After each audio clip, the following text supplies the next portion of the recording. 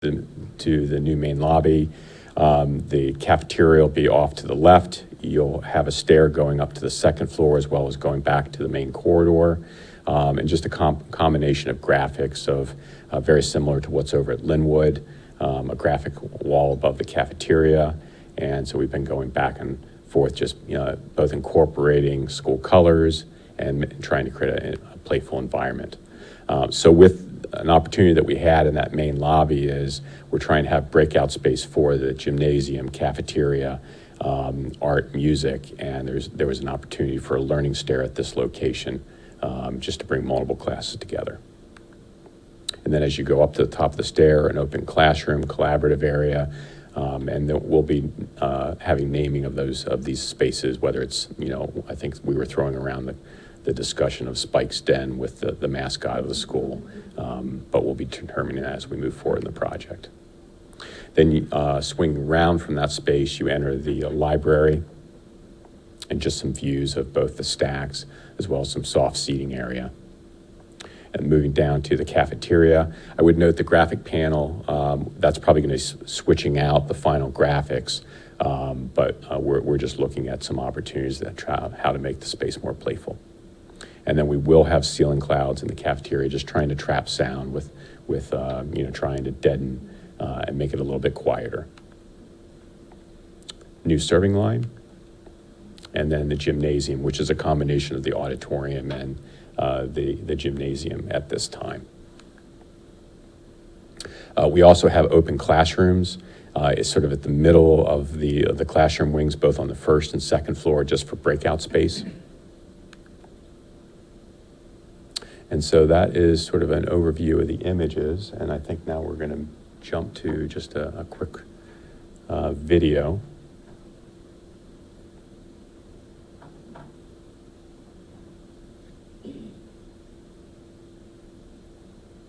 Hold on to your seat. It does move fast at a few locations just because we're trying to not have the video be too long. So you come in the reception, received, conference room directly off of the reception, and then coming back out in the main lobby.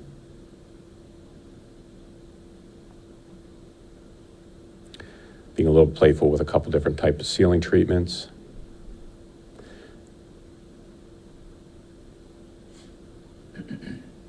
That open collaborative area we spoke of. And then that corridor goes back to the second floor classrooms. Art classroom at that location, we're actually going to be adding some graphics to call out art, moving into the media center.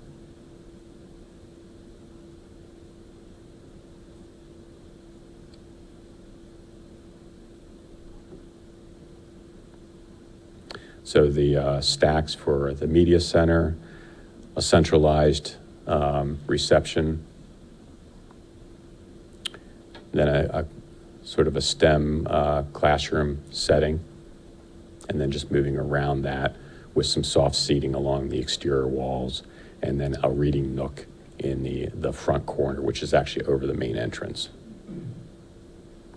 What that allows us on the lower levels to make that vestibule one story, so we're not heating a two-story space. So it was just sort of a bonus area that we're able to take advantage. View down into the corridor. So just trying to play both with the red of the school color. We were pulling in the blue, just trying to soften it a little bit.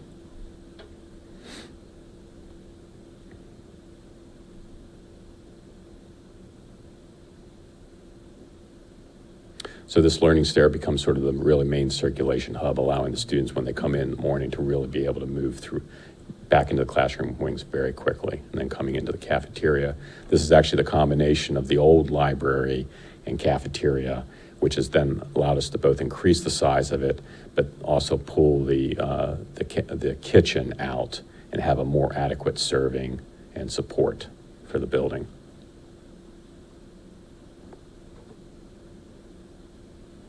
We're reutilizing some of the serving lines equipment that the district has just recently purchased in the last year or two. And then you move back out a second hallway, and then go across the hallway into the new expanded gymnasium. and then a stage at the end of the court.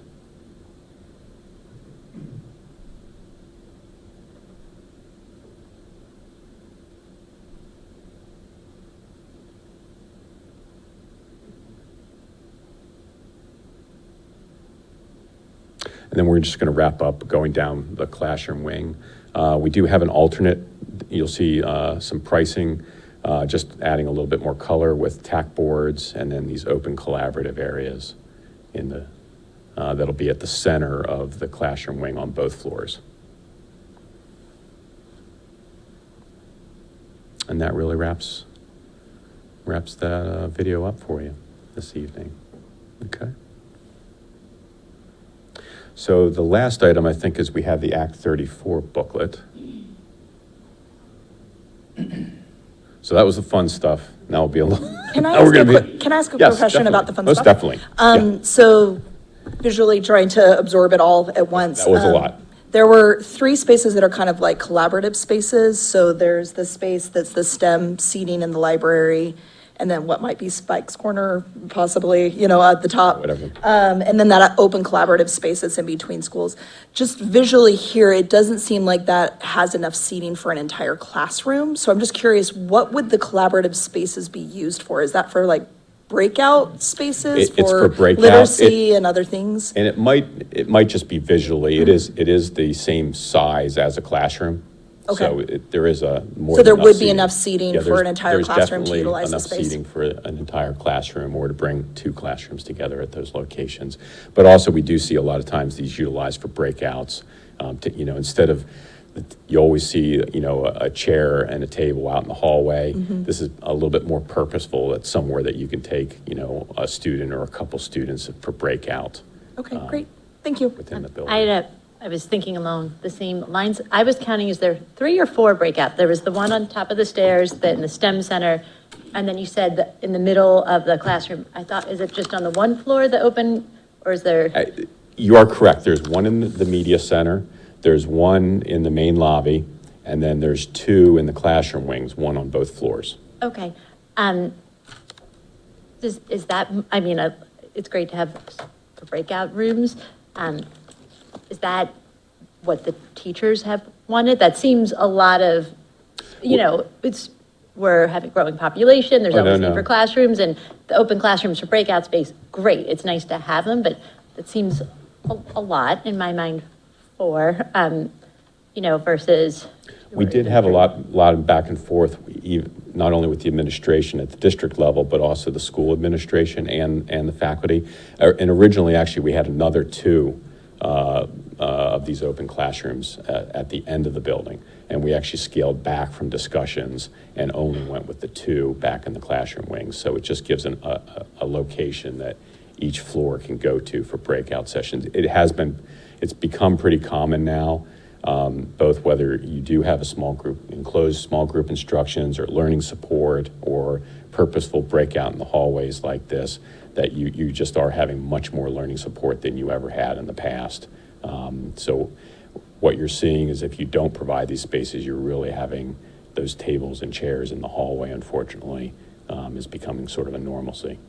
Okay, So, thank you. no. I have a question about the noise, right? Yes, ma'am. So are there classrooms behind this?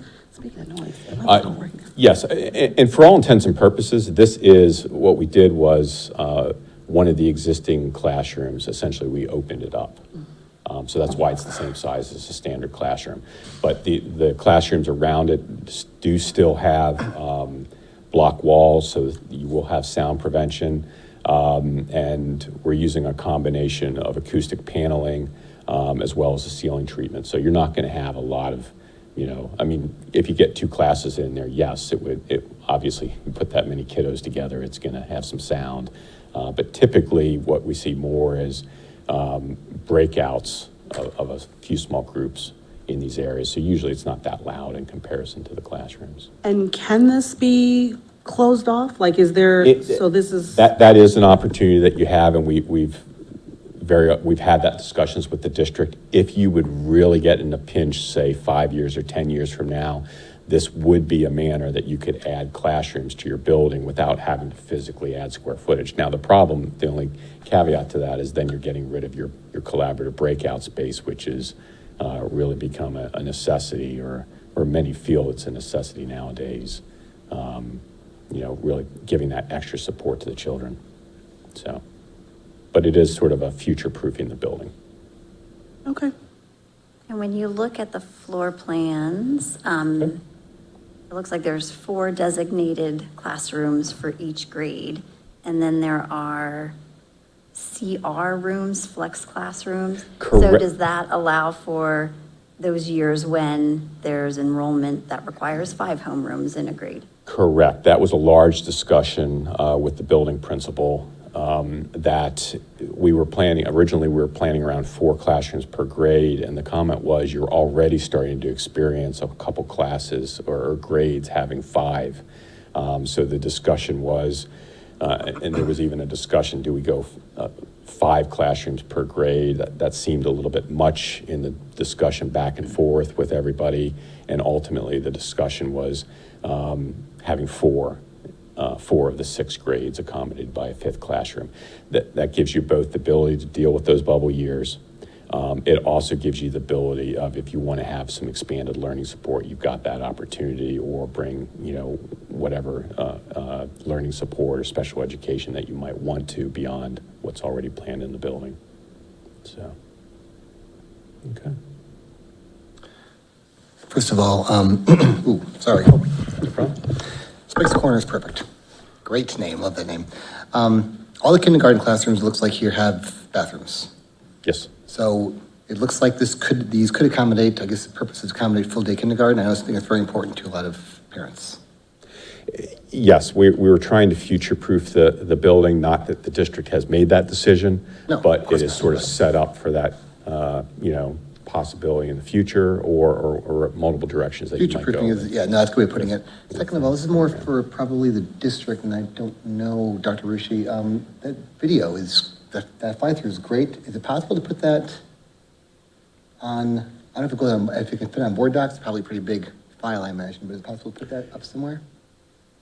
It is a very large file. I guess that's more a decision for the district, but we have seen, for instance, links to Google Drives, things of that nature. Yeah, I mean, that's why I thought, is it possible, you think, or not? To make it accessible to the board members, we'll figure out a way to do that. To the public too, eventually. I mean, I don't know if it's ready for that yet or not, but. When we're ready for it to be for the public, I'm looking at Rob. I don't know what technically would be required, but we certainly, for right now, can make it available to the board members. Great. Thanks, and sorry, I think my mic is, I'll turn it off.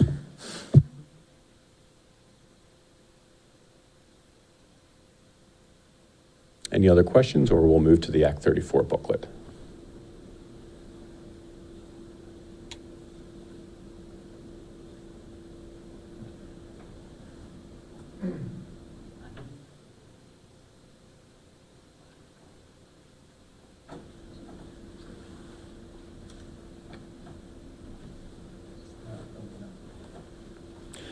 I think we can, if need be, we can generally just talk about if we don't have the booklet. Okay, so always working with technical glitches. The short of it is, we had presented at the last facilities to you a partial component of, or basically half of the Act 34 booklet. And our hope had been at the time, we were trying to fast track it so that we could have the Act 34, but ultimately the discussion was we wanted to spend a little bit more time working on the Act 34, and the biggest component of that was we just had the final cost estimate actually come in yesterday for it, and we wanted to incorporate that into the overall part of the booklet. You will see attached to your board docs the Act 34 booklet. It's roughly about 26, 27 pages long. There will be an overall agenda, sort of an introduction, basically a justification for the project, then some basic description of options that were discussed during the feasibility study with all of you over the last few years. Then the selection of the final option that we've designed around, just more of a narrative discussing that. The floor plans that I showed you both for the site, the existing floor plans, and yeah, we're pulling it up now, as well as the proposed floor plans for the building. So if we maybe go down halfway through the booklet. Thank you for moving through this.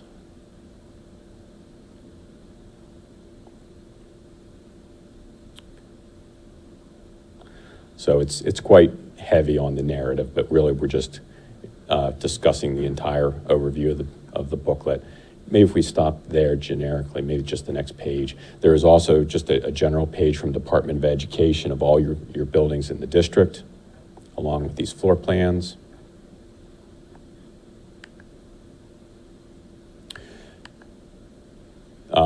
The next goes into Department of Education, and this is just breaking out costs related to the project. This is one thing that we want to note strongly to all of you this evening. The budget was increased by $2 million from the budget that just came back from the cost estimator. Really, we didn't see really any change in the design the last few months from the original cost estimate to now, but the cost estimator just came in last evening and it was higher.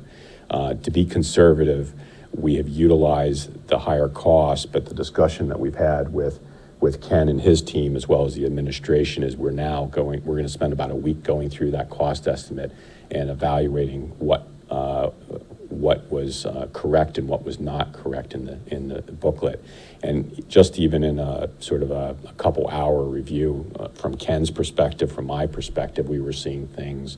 The cost estimator's making a lot of assumptions. They're trying to catch up and review essentially all the work that we've done over 9 months. They're trying to, consolidate that in just a few weeks. So they don't get everything right. So we saw things like, for instance, they assumed all the kitchen equipment was new. Well, $100,000 of your equipment is being reused because you've just purchased it. The roofing, they were assuming an entire tear off of the existing building. We're just putting a new roof top layer on, which has cuts the price of the roof in half. We noticed that the photovoltaic or solar array that we've spoken with all of you repeatedly, that's going to be an alternate, they were putting that in the base bid. That just itself was $500,000. So what we found was very quickly we were able to bring that cost down. So we're trying to balance it of being conservative, what is in the booklet for you, because what ultimately the booklet, if the cost would come in higher, we would have to have a second hearing. So usually you typically with an Act 34 hearing try to be conservative, and then we do try to bring the cost down, and then that avoids a second hearing. Okay. So this is detailing all costs from mechanical, general contractor, electrical, design fees, construction contingency. Another item that we were very conservative is this has a $2 million construction contingency for the project. We just had a discussion this afternoon that likely we probably will budget that at $1 million. So right there, we brought the cost back down. So anyway, we're being conservative. Some of the pages talk about site work, because ultimately what this book is really trying to do is look at the cost of the new construction only and not look at the renovation cost and not look at the site work. So we pull all of those out of the cost, and that's ultimately what the board is approving for the Act 34 legislation. And what was mentioned last facilities that we presented to you was also focusing on, even though the Act 34 is about the new construction, the takeaway is we are doing also a lot of work in the existing building, really creating equity in the school, not only adding these additional spaces, but really modernizing the entire building so it creates sort of this equity that you've had with all of your facilities upgrading throughout the district. Okay. There's also about 4 or 5 pages on the financial components. Jamie with PFM was involved in that heavily, and his team, and we even just had a follow-up with him just this afternoon. And he did also have some discussions about that increase, that actually he had sort of planned for the potential that there might be some cost increase. So really the millage impact, not being a financial person myself, his comment was, while every dollar is very important, it was very minimal, the impact, that he had sort of already planned for that in the budget. Okay.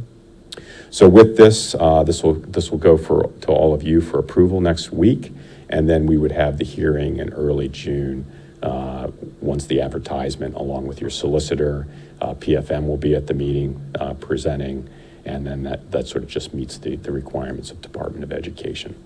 Okay. One quick question, I may just Yes, have ma'am. missed you mentioning it. So I completely understand the difference between this, like, that you need to go through and kind of evaluate how the assessment ended up being more. Will you be able to do that before this June 12th meeting, or are we just going to keep it at that current amount So with the assessment? booklet unfortunately does, we prepare it, then you have frankly some time to review it for your meeting next week. And then that booklet that you approve is the booklet, and it has to be available for 20 business days. So this booklet that you see this evening is the booklet. But we will be evaluating the cost, and by the June hearing, we would definitely, Well, generally. and remember too, so we're going out to bid Monday.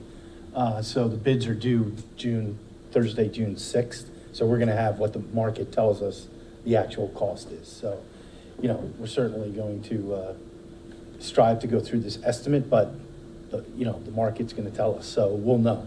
Absolutely. So then would that be something that could be disclosed at the June 12th meeting, or? Oh, most definitely. Yeah, the June. So like in writing, we have to have this document, but Yes. it can be disclosed what the amount is. Yeah, we'll know right away that day if the bids are within the budget we're targeting.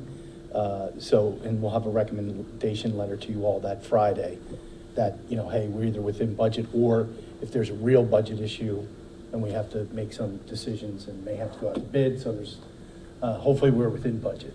Great, So, thanks. Just curious. And is it fair to say that the project could actually come under what the Act 34 booklet is? Like, I understand you can't exceed it without having another meeting. But Knock could on you- wood. Right, could you go below it? Like, you're not Yes, tied that to is the goal. spending. That is the goal. Okay.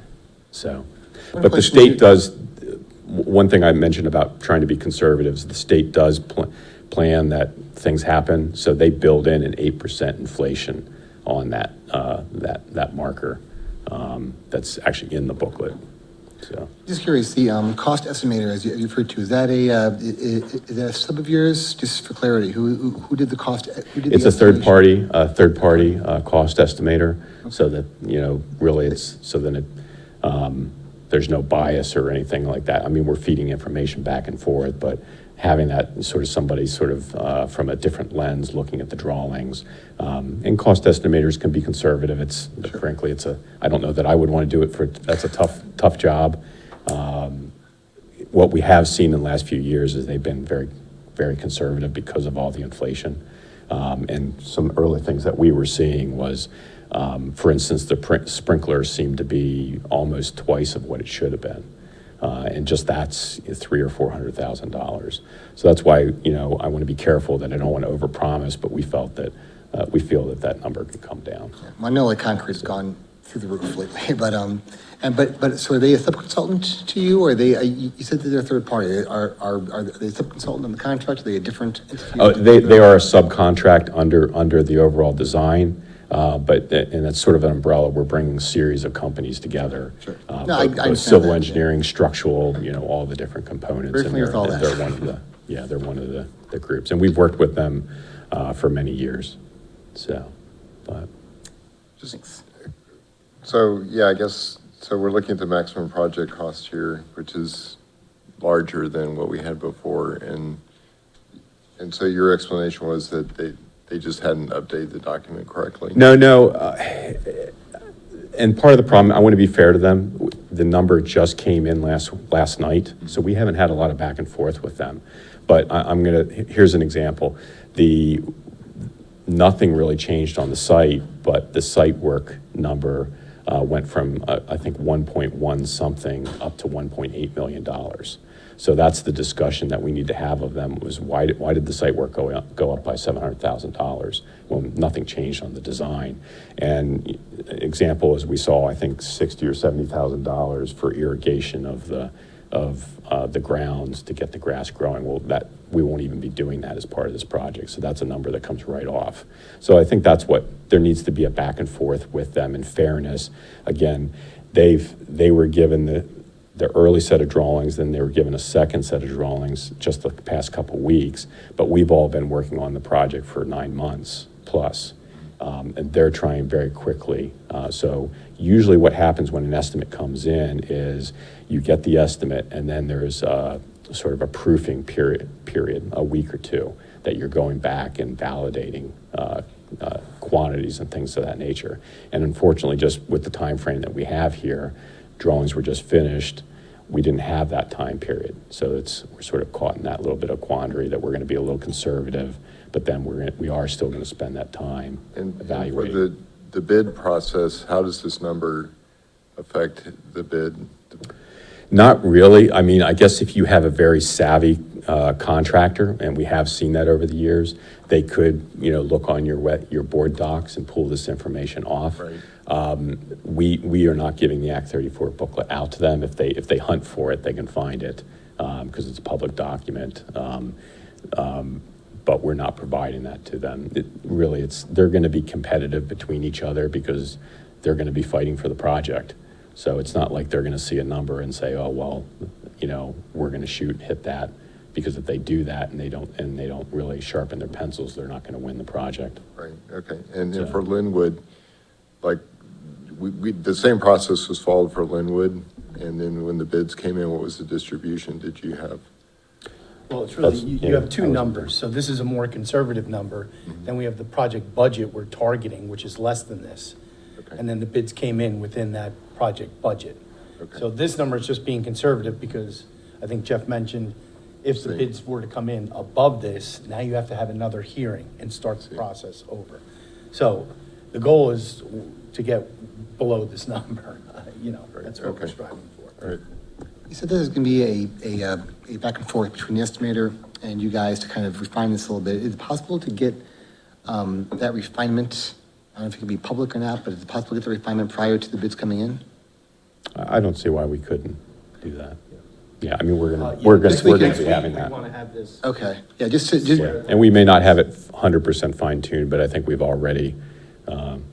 That's fine, it'd be, I just want to make sure, because if we have bids that are way, Yep. have a large window, it No, could be like chaotic. So that's my, I wanted, if you had a unfortunately- refined number, that's, And unfortunately, the estimating is not the fun part of Yeah, I the know. whole process. It's the stressful part of it, because Part I dread all of usually. you are trying to not only improve your educational environment, but work within a budget. So, but. Okay. Any other questions? If not? You One wanna other jump in, minor Ken? item. We sent a recommendation letter. We do have an early package, summer package of work that has to be done because we're not bidding the job until now, won't be awarding until mid to late June. So there's a number of things that need to get done this summer early. It's broken down, but we have fire alarm to move, we have PA system to move, we have to build temporary classrooms.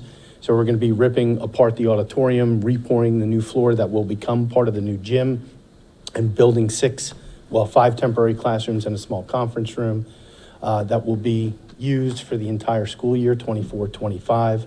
It's roughly $689,000 worth of work that has to get done. I'm just got it a day ago, so still going through some of the costs, but that would be the maximum, so we're asking you all to approve that to proceed. However, with the caveat that we're not going to do any of that work unless the overall project is approved, because we can't go ripping anything apart if for some reason there's an issue and, the project is stalled for some reason. So we don't need to start doing any of this summer work until June 24th. So we'll know, 2 weeks in advance of that if the project's within budget. So that's what we've put in front of you all to approve next week. All right, yes, I just wanted to say, to clarify that, not for approval this evening. to You're approve at the board informing the board meeting, this yes. evening, and it would be for approval next week. Correct, yes. And the amount of that work is within the scope of the overall budget, right? That's not an and, it's, No, well, so that some other- of it, that's correct. Some of it's work that if they didn't do, it would be part of the bid work that has to be done, pouring the new floor. The temporary classrooms, that is a cost, but that is built into the overall project budget, yes. okay. And I think I saw in the materials that were distributed that that can be done through the state Yes, there's bidding the process or, Keystone Purchasing Network, which is essentially the same as CoStar's. There's approved vendors that the state goes through, so, and we, of course, confirm that with the solicitor, that it's the appropriate way to get this work done.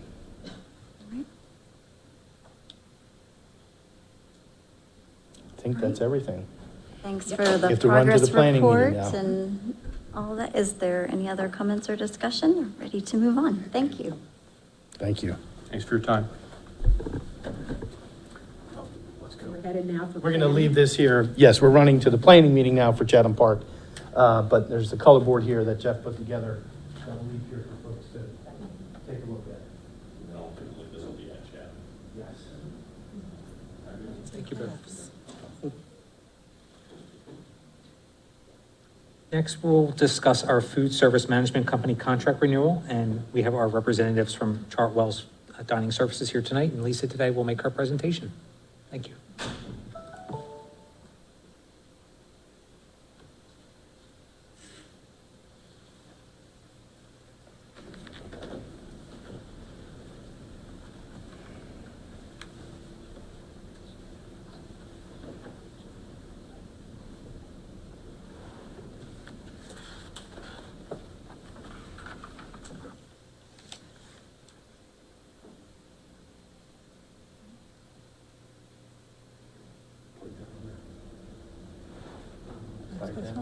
Oh, I'm sorry. Okay. Good evening. We just want to talk a little bit about what we've done this year and what we can look forward to next year. This is our team, myself, my assistant Josh Winnicor, he's my assistant and he's our district chef. And we have Tom here as our area director and Sarah is our regional vice president. Some of the things we're going to touch on we did this year, one of our big endeavors was to offer breakfast for everyone in the district. Formerly, we just offered breakfast at the middle school and high school. This year, with the help and support of the teachers, the staff at the administration, and the cafeteria staff, we were able to enact a grab-and-go breakfast at all the elementary schools.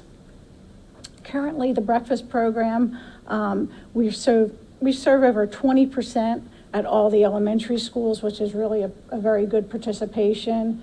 And from the very beginning, we've tweaked the menu, and we hope to expand a little bit more on the program next year too.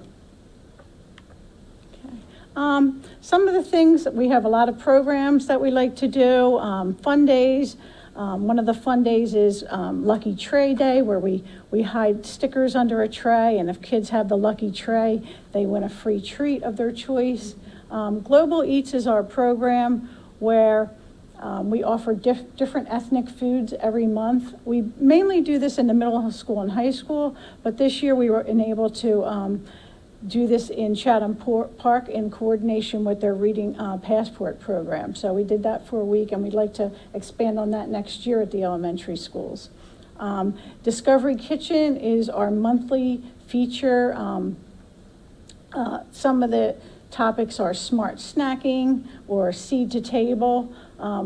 Chef Josh will go either in the classroom or make appearances in the cafeteria and talk to the students and do food demonstrations and give out samples. And the kids really love visits from Chef Josh. They really enjoy it. He's like a celebrity. Student Choice is our program where we offer different foods. Either we set up a table out in the cafeteria or we do something right on the line. We tried 3 new things and we allow the kids to vote. This year we had, at the high school, we used a QR code and the kids were able to vote on we had different potatoes, and they were able to vote on the potato they liked the best. Last but not least is our mood boost, more geared to the elementary schools. We do a little bit of this at the middle school too, where different foods affect different moods. Again, Chef Josh has did a demonstration in the cafeteria about this to the kids, and then we try to feature our little moodies. They're really cute characters, colorful characters, as decorations and with point of sale in the cafeteria. Another big endeavor this year was our new equipment. We finally have dishwashers in every school, and we are no longer using disposable trays, very minimal disposable.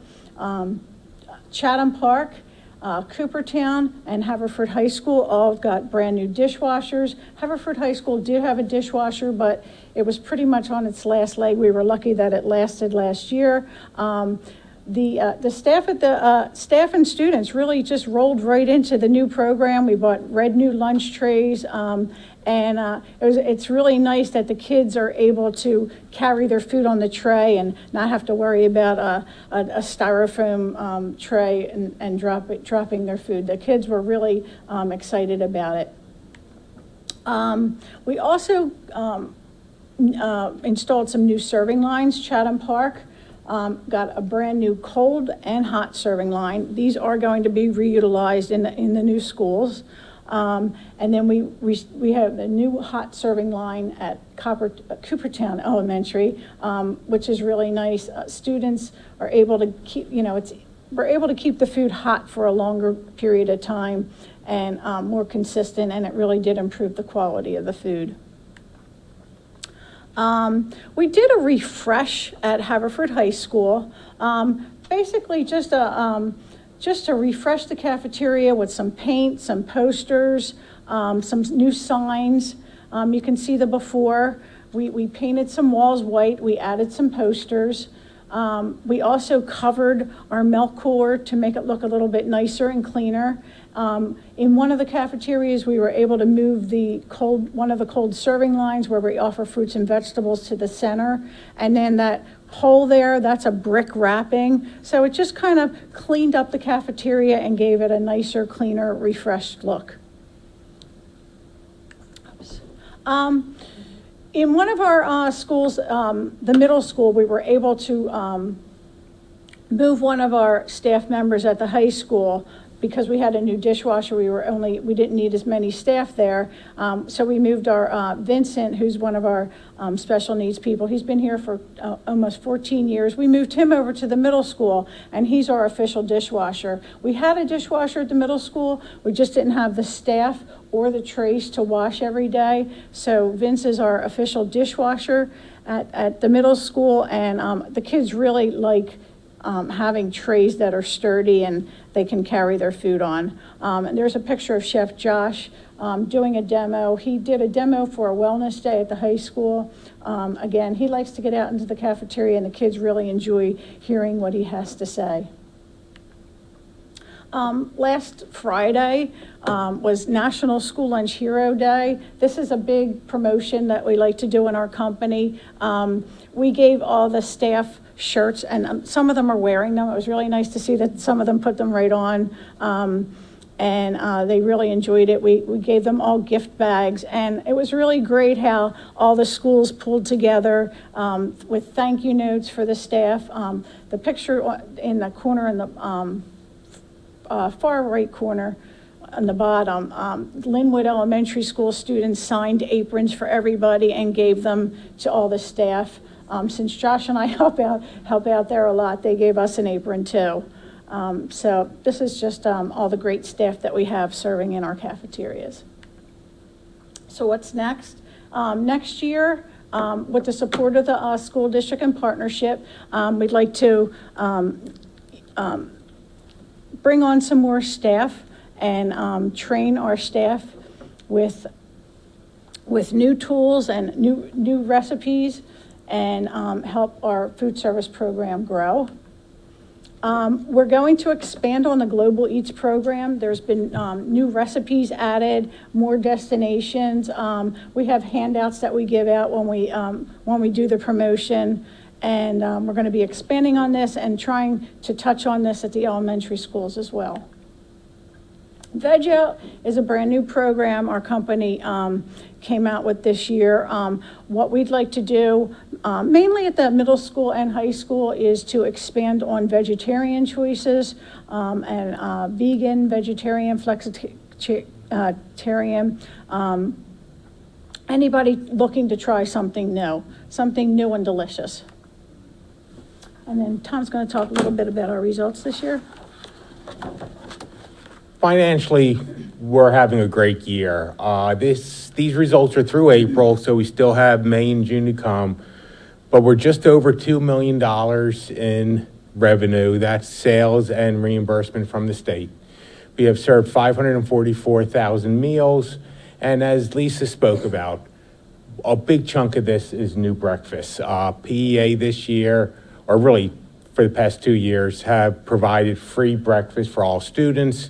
The great news is they have extended it on a permanent basis. So it's not going to go away. So we're going to see this continuing. The participation at 25% is great. We'd like to see it grow more. The more kids that can eat, the better their school day is going to be. So 132,000 meals so far have been breakfasts. The one area which looks good from a financial standpoint, but not from an operation standpoint, is the labor piece.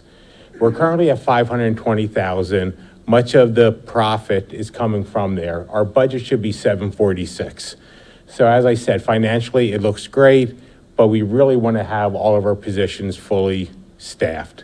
And that's something we're going to partner with the district. We're going to continue to work. We're going to continue to strive to make sure we're recruiting and we can hire the associates. So next year we can operate fully staffed. And some of the great programs that Lisa spoke about, we'd like to do more often. And we can only do that if we're fully staffed. We provided this year so far $190,000 in rebates. Compass is the largest food management company in the world, and we're able to take our purchasing power and really maximize our purchasing strength, and any rebates, any volume discounts that we receive comes directly back to the school. And our return through April is at $452,000. Next year's budget we just completed for your approval. The revenue is just under 2.5 million. The meals will be 637,000. Our Chartwell's fees are just under 137,000. The rebates for the full year will be 234. One of the things we're proud of is we always provide more rebates back than we charge in fees, and that certainly is the case. And the return is $111,000. That reflects no price increases. So we're keeping all prices flat for all of the students. It also does not reflect any increase in reimbursements, which we do not believe is going to be the case. The federal government releases their reimbursement schedule sometime towards the end of May, possibly the very beginning of June, using a 3% target, which we feel is where it's probably going to come in. You're looking at an additional almost $30,000 in additional reimbursements that are not reflected in the budget. So that's the picture for next year. Are there any questions? I have one question. So I know you were spotlighting a few of the elementaries, but I'm not sure. Do all of our elementaries have dishwashers? Or is it, so we're completely done now using styrofoam trays and that waste? I will tell you that if we're, in a situation where we don't have enough staff, we do have to use disposables. And that's the only reason why we would use disposables. If we were short-staffed for the day. Okay. How often does that happen? It could happen 3 times a week, or it could happen once a week. It really varies on, depending on how many call-outs I have and how much coverage I have. Because we are short-staffed at this point. We still are short-staffed as far as the food service. We opened the district with 10 positions we needed to fill 10 positions in September. And at this point, I think we still have 4 more to fill.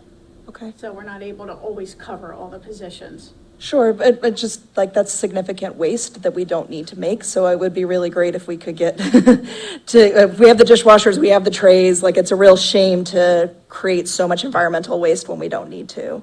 I 100% agree with you. So on the staffing, is the 24-25 budget, is that a fully staffed, those numbers? Correct. Yes. And I guess, what could, maybe it's a question that's already been talked about, but how can we, address that staff shortfall? What do you think? Is it just a recruitment process, or like what? I'm not sure if it's a recruitment process. I think it could be partially wages, and that's something that we are certainly able to benchmark not only other Chartwell's accounts in the area, but just the industry as a whole. We're never going to compete with the Amazon or even the Wawas of the world. What we provide is quality, better quality of life, better hours, and those associates we have, they truly love taking care of their children. They refer to them as their students. And I just think we need to certainly take a look at the wages a little bit, but we also just need to get the word out there. And almost all schools struggled coming off the pandemic. We all lost a lot of associates due to the pandemic, and then just bringing them back. It's our plan to open next year fully staffed, and ideally even to have some per diem or some on-call associates. So when Lisa or Josh experiences any type of call-outs, we have the fallback of having some staff. Thank you.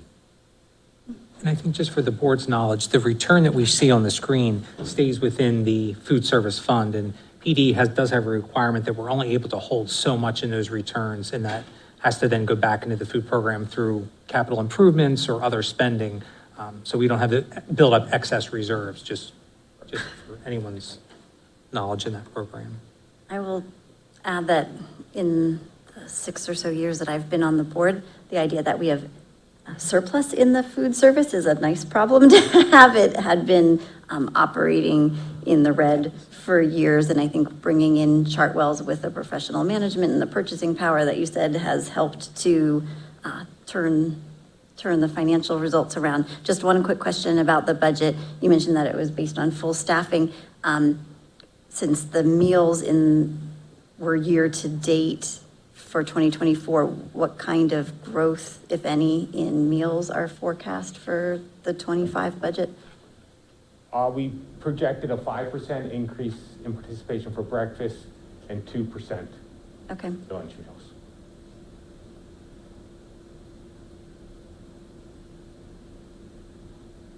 Any other comments or questions? I have a question about recruitment. People apply through Chartwell's is what I'm hearing? Like, how does that work? Do you work with the district? The employees work for the school district. Oh, they work for the district. We do actually recruit on our Chartwell's website, and then we bring them over to the district's website. That's what we've done. It's been very successful this year because our recruiting reaches a lot of different places. So they actually do not apply to Chartwell's. They apply directly to the school district. They apply to the postings on the district's website. Then we know who to put on the hot seat, right, to help you get those 4 positions filled, right? Thank you. Thank you very much. Thank you.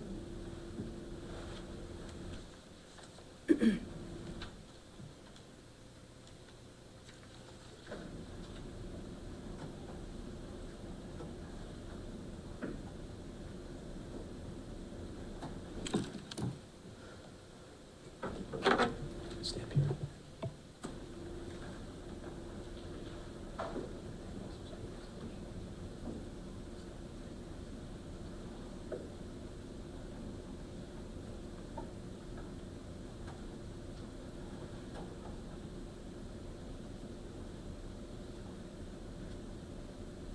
So next, I will give another overview of the 24-25 budget presentation. So what we have seen previously was the summary of revenues and expenditures. We did make some adjustments from the previous report. This does reflect some additional staff members, those that will be funded with federal dollars. So in total, the deficit remains the same, but the expenditures revenues will be equally increased to support that. Again, the Act 1 index that districts have at a base level to work with is 5.3%. The increase in our budget is reflected at 4%. And off to the right, you can see the millage that will be impacted from current to proposed. So another thing that we did see previously was the average assessed value and how the taxes were impacted for those properties. So the average, based on an average assessed value of $346,434, the average tax increase would be $252,000. This week, dollars, yeah, sorry, not 2,000, sorry, $252 for the year, yes. So the PDE just released their homestead dollars this week for school districts. So with that, we run it through a formula. There's a number of properties that have applied for and were approved for the homestead exclusion. So if you looked at your tax bill this year, if you were eligible, you received an exclusion of $215.57 on your annual bill. Based on the dollars that we'll be receiving for next budget year, that homestead credit would be $256. So your net increase in a credit would be $40. So if you are an eligible homeowner for the homestead exclusion, your tax bill would increase on a net basis of $211 for the year. This slide here we've shown previously with the Act 1 index, but we also wanted to highlight that even given those millage increases, where we actually had debt issuance, which is a component of that millage increase. So the board authorizing that debt issuance to allow us to expand the buildings, to make renovations. So just know that that's a component of the millage increase. As far as your revenue sources, so we've touched on local revenue being your primary being your real estate taxes. Your state revenue, basic and special ed funding still are listed as estimates with PDE. Governor's budget has not been finalized, but these are the estimates that they're providing us with. We budgeted conservatively. We don't have any large increases that were forecasted, so it's not like we're taking a risk in the revenue that we have budgeted for state sources. And then the property tax reduction allocation, we're at $3.2 million. Last year, I believe the district received $2.6 million, so the gaming revenue is increasing what the state is able to give us. And then your federal dollars are at $1.1 million. So that's a combination of your title programs and then the access program. So what drives a lot of the expenditures, it's maintaining the programs that we have in place and then also anticipating those additional enrollments and how we budget for expanding those programs and even keeping the current programs in place. So this will just give you a historical trend on where those enrollments stand. And this is based on the October 1 enrollment data. So PDE uses that as a snapshot of for each school district, and they post that on their website as well.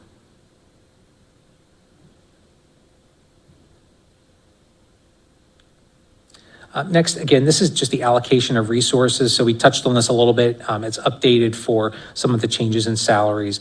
So we looked at your non-discretionary and your discretionary expenditures. Those that really we're committed to salaries, benefits, some of your services for students that receive services outside of the district through your IU, other professional educational services. The second slide touched on your purchase property services, your other purchase services, which are tuition to outside schools, which could be your technical programs, your charter and cyber schools, and any other tuition to an outside institution.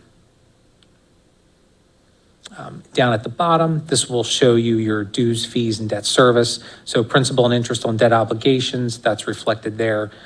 We also build in a contingency reserve, and then there's traditionally an annual set aside for capital projects.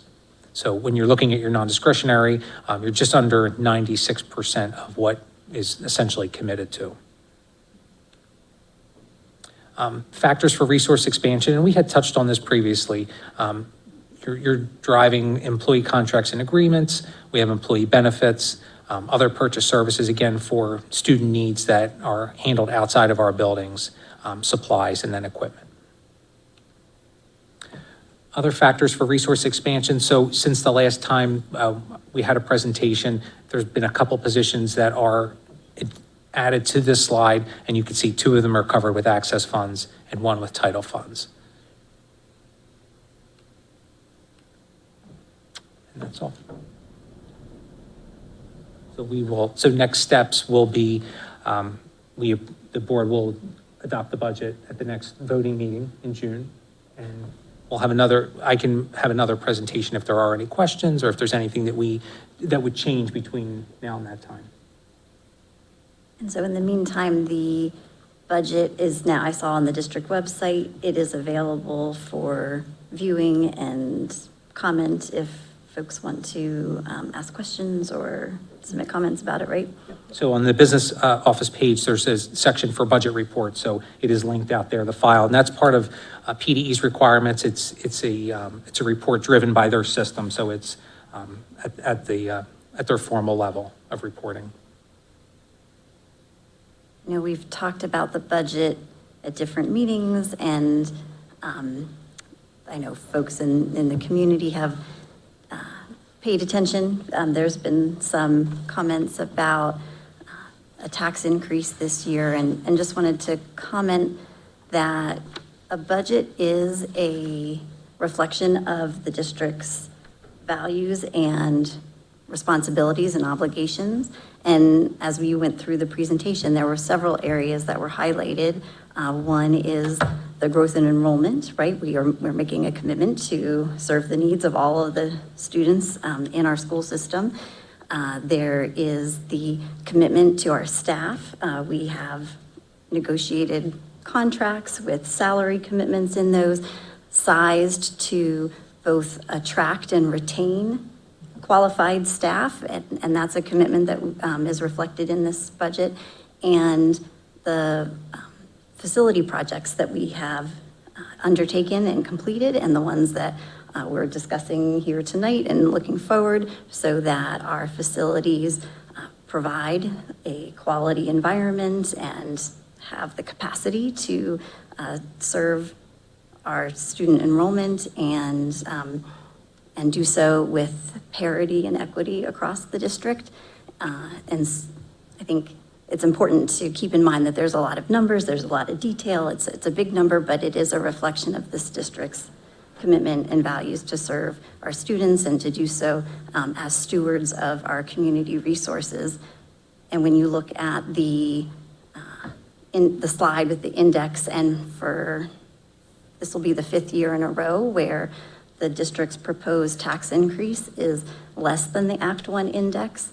The Act 1 index is a state indicator of inflation. I think everybody is aware that we are in inflationary times, and that while there is a tax increase proposed this year, it is a commitment, 4 years that we've been under the tax increase, but the Act 1 increase, but we are not immune to those inflationary pressures, but are trying to work within the constraints of not just what the Act 1 index gives us, but to further constrain the costs, but to be able to fund the work that this district does for the educational program that we deliver with the resources that we have, appreciating that they are, 82% funded locally. That's why this board has advocated for additional state resources. If the state came through with more fair funding, we would benefit by over $400,000. I saw a report recently, $470,000. So we're trying these different approaches to get the resources to manage the district, but appreciate all the ways in which this budget is a reflection of the commitment that we have to quality education and services and to our staff in this district. All right, I just had a question on the property tax reduction allocation, and I think that recently came out, so it wasn't, I don't think it was in the, I didn't see in the package that we had at the previous board meeting, so I guess my question is, are there any other state funding that we're expecting, or is this, I mean, this is going to be the number we're going to be looking at? This will be the number we're looking at unless the governor's budget were to change, unless it were to increase significantly from what it was. Some of the additional funding streams that they have out there are based on data on enrollment, special ed data. So if any of that data were to change, that share of our pie could change as well. Right. I just wanted to comment, I mean, looking at the numbers, it is clear that salary and benefits are driving a lot of it. And, we have an excellent, the teachers do an excellent job. They have to buy groceries like all of us. They have to put gas in their cars. And so they're affected by the inflationary pressures that we're seeing. So just want to make that comment. I just want to, excuse me.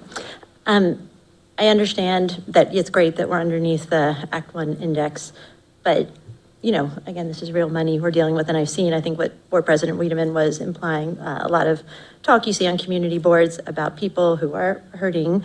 I know 97% of our budget is non-discretionary and 3% is discretionary.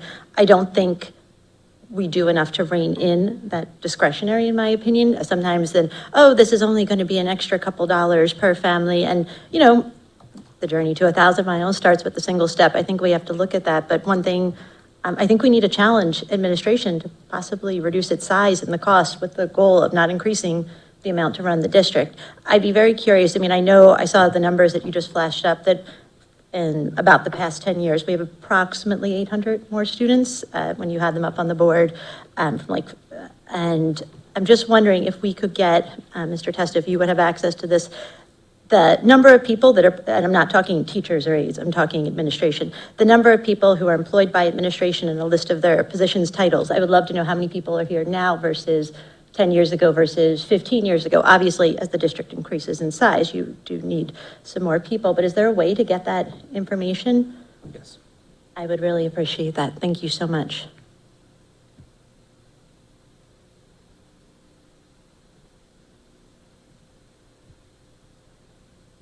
Any other comments or discussion on the board and this, or on the budget? This will not be the last opportunity, but.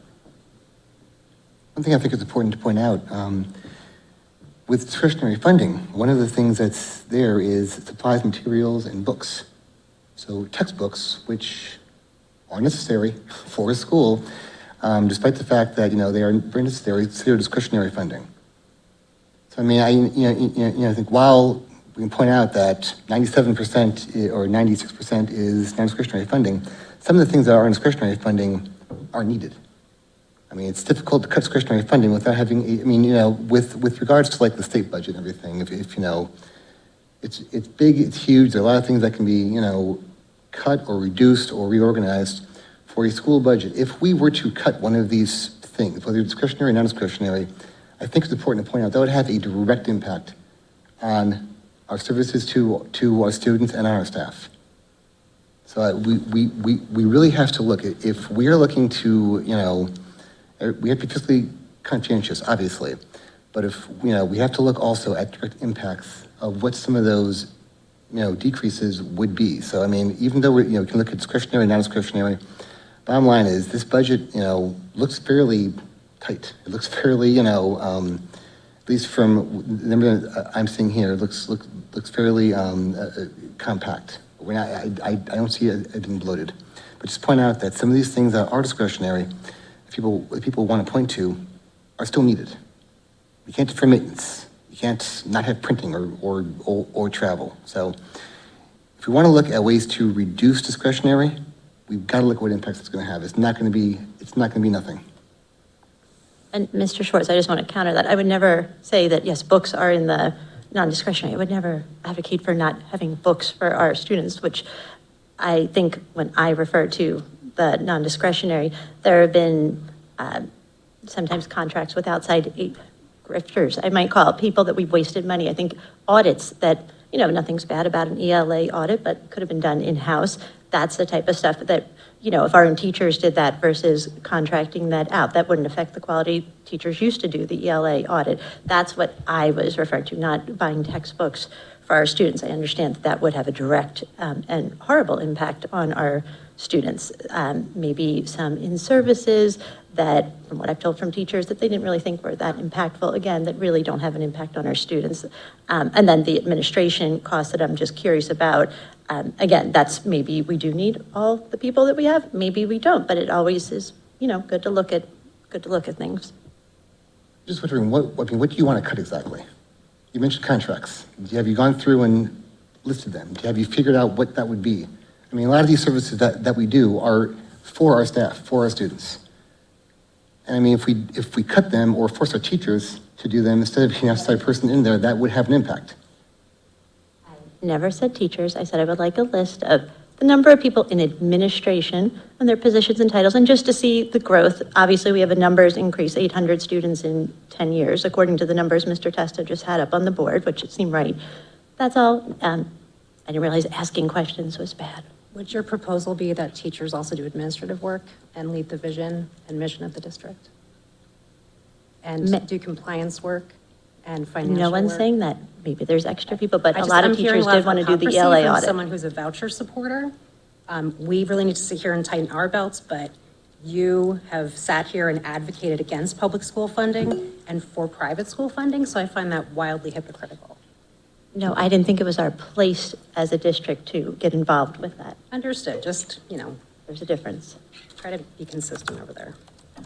I propose that we each, phone 5 to 10 friends and have them call Governor Shapiro and tell him to give us what he owes us. Respectfully, I submit that if there is even 3% that we could cut, we should look to offset that by what we're not getting from Harrisburg. And I mean, I don't care if you call it a voucher or a special scholarship. I'm talking about money that is owed to the district.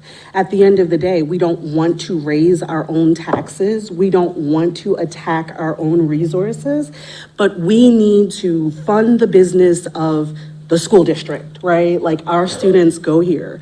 And a good use of our frustration would be to call our representatives, call Harrisburg, and let them know that we see what they're doing and we just need what they owe us, right? We don't even have to weigh in on scholarships and things like that. And please feel free to tell 5 to 10 friends to do that also. As an aside, Virtual Advocacy Day is coming up. I will mention that at the next board meeting. That is coming up. That's a great opportunity. So thank you, Ms. Lee. I think, we have to advocate. I am looking at the time, and this has been a robust discussion, but our facility finance committee meeting is past its scheduled time. Any other final comments or discussion on the budget? All right, we will have other opportunities to discuss it, and the public has the opportunity to view it on our website. We can move on to the informational items. Thank you.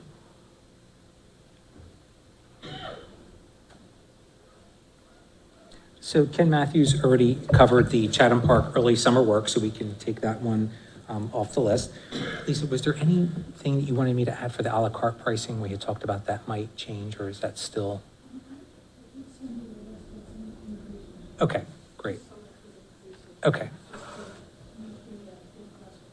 Okay, so I'll share that with the board. There is an a la carte pricing proposal from Chartwell's just to cover some increased costs that we would be experiencing, but this is not the reimbursable meal that we're changing, just those extra items. Okay. And then, Rob, did you want to discuss the copier contract price comparison? Did you?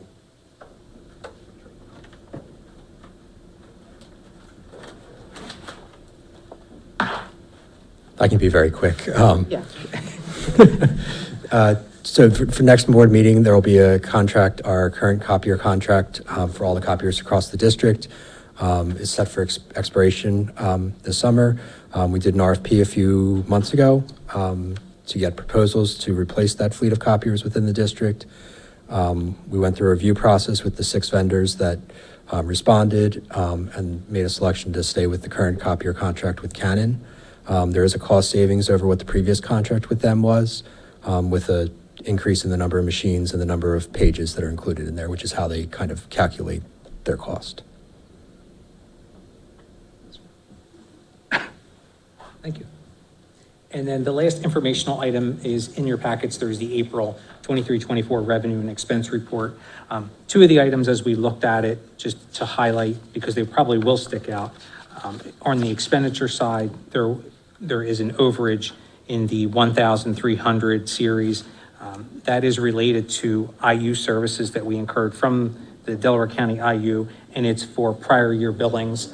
In some cases, when we have IU bills or services that are received from other districts, there is a delay in the billing. So that was a carryover. So if you see in that category, an overage. And then there was also a duplication of a purchase order, which, not a paid purchase order, just a physically entered purchase order. So we'll take that out as well. So that will be more in line of where it should be. And that was all I had for this evening.